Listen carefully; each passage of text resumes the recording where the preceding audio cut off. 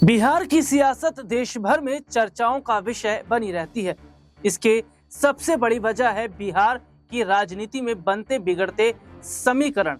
जी हाँ, यूं तो बिहार में बीजेपी से लेकर कांग्रेस और बाकी कई दल सियासी और आजमाइश करते दिखाई देते हैं, मगर जेडीयू और आरजेडी की राजनीतिक लड़ाई हमेशा रोचक बनी रहती है। इसकी सबसे अहम वजह पूर्व सीएम लालू प्रसाद यादव और मौजूदा मुख्यमंत्री नीतीश कुमार हैं। ऐसे भी इस बात में कोई दो राय नहीं होगी कि लगभग पिछले 3 दशक से सूबे की राजनीति इन्हीं दो चेहरों के इर्द गिर्द घूमती हुई नजर आई है।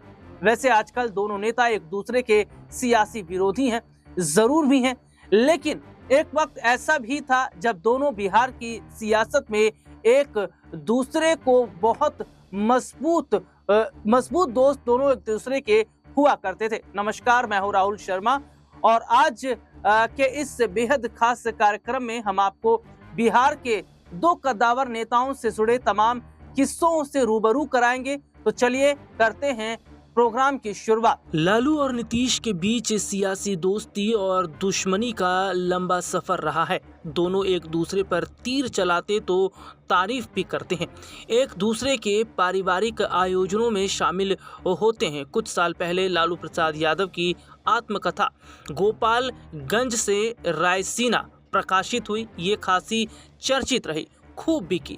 लालू ने आत्मकथा में बेबाकी से अपने सियासी सफर और रिश्तों का जिक्र किया है, लेकिन इस किताब में एक पूरा अध्याय तो बिहार के मौजूदा मुख्यमंत्री नीतीश कुमार पर ही है। लालू की आत्मकथा के अध्याय 11 का शीर्षक है छोटा भाई नीतीश।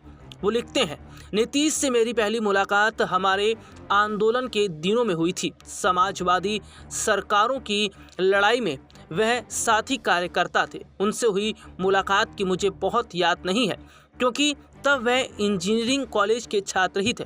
मैं पूरी तरह राजनीति कार्यकर्ता बन चुका था। तब वह एक सामान्य और अनजान से व्यक्ति के रूप में नजर आए। मैं बिहार में समाजवादी आंदोलन का अग्रणी युवा चेहरा था।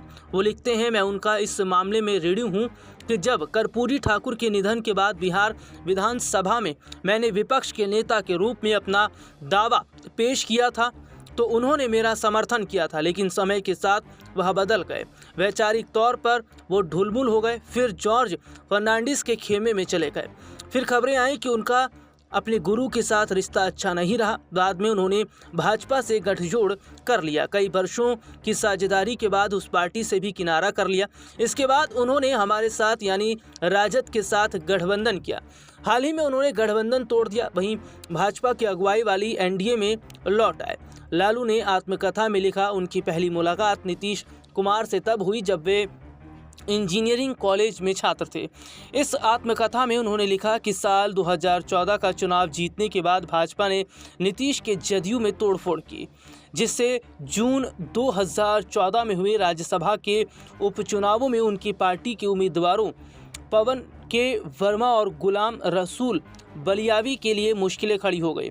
उन्होंने मुझको फ़ोन किया और अपने उम्मीदवारों को जितवाने के लिए अपनी पार्टी का समर्थन मांगा। राजद विधायकों ने वर्मा और बलियावी के पक्ष में मतदान किया, जिससे वे जीत गए। ये बात कोई छिपी नहीं है कि वाजपेयी सरकार में रेल मंत्री रहते नीतीश एनडीए खेमे में तत्कालीन गुजरात के मुख्यमंत्री नरेंद्र मोदी के सबसे बड़े प्रशंसक थे। नीतीश और मोदी अच्छे दोस्त बन गए। कुल मिलाकर मोदी के बचाव में वह आडवाणी जैसे लोगों के साथी थे और ये सुनिश्चित कराया कि वह मुख्यमंत्री बने रहे। मैं तो उनका मुख्य विरोधी था। नीतीश बिहार में मेरा कद कम करना चाहते थे, भले ही इसके लिए उन्हें सिद्धांत के मामले में भारी समझौता करना पड़े। ऐसे में उनसे ये उम्मीद करना बेकार था कि वह गुजरात की हिंसा के बारे में कुछ बोलेंगे। इसके अलावा 1999 में रेल मंत्री बनने के बाद नीतीश ने भाजपा के कट्टरवादियों से नाता जोड़ लिया था।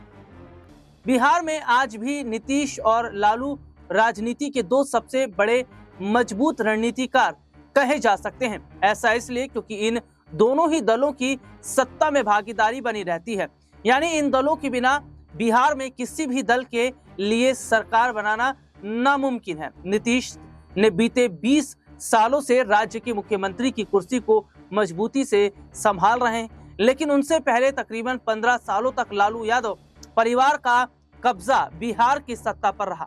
अब आइए आपको दिखाते हैं नीतीश और लालू की राजनीति के एक दूसरे अध्याय के बारे में। पत्रकार और लेखक संकर्षण ठाकुर की किताब अकेला आदमी नीतीश कुमार की कहानी में जिक्र किया गया है कि 1990 से पहले लालू और नीतीश कुमार के रिश्ते तल्ख नहीं हुआ करते थे। किताब कहती है कि जब लालू यादव पहली बार मुख्यमंत्री बने तो अपने वायदों से पीछे हटते नजर आए। नीतीश को ये बात नागवार गुजरी, दोनों में धीरे धीरे मतभेद बढ़ने लगे। इसी साल 1990 में केंद्र में वीपी सिंह की सरकार गिर गई तो केंद्रीय मंत्री रहे नीतीश कुमार की भी कुर्सी चली गई। तब उन्होंने पटना का रुख किया। किताब कहती है कि वह पटना आकर स्टेट गेस्ट हाउस में रहना चाहते थे तो लालू ने इजाज़त नहीं दी।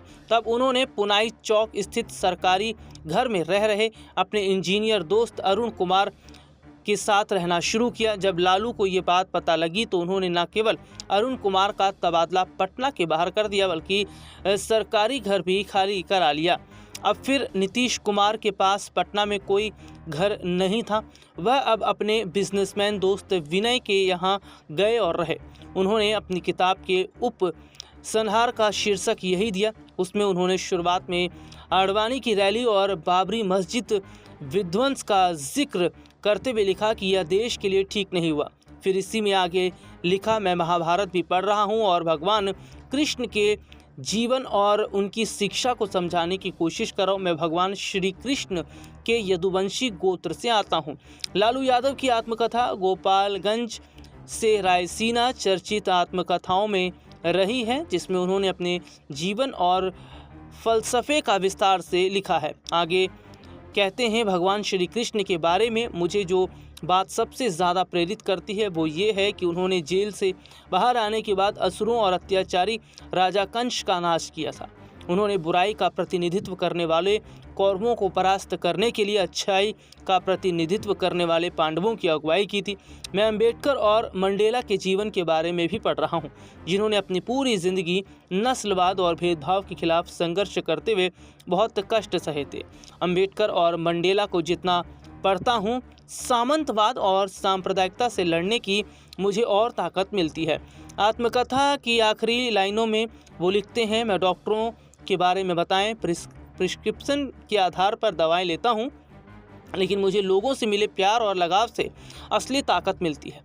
अस्पताल या जेल से बाहर आने पर जब मैं ये देखता हूं कि मुझे देखने और मुझसे मिलने के लिए हज़ारों लोग इंतज़ार कर रहे हैं तो मैं ऊर्जा से भर जाता हूं, लोगों की भावनाओं से अभिभूत हो जाता हूं।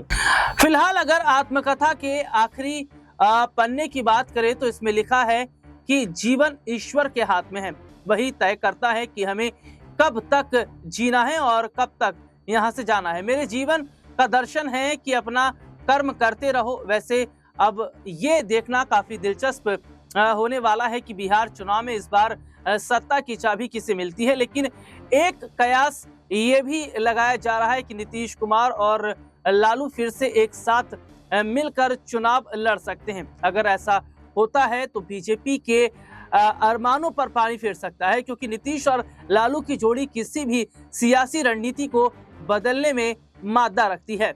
आज के इस प्रोग्राम में इतना ही। आपसे फिर दोबारा मुलाकात होगी, तब तक के लिए इजाजत दीजिए। नमस्कार।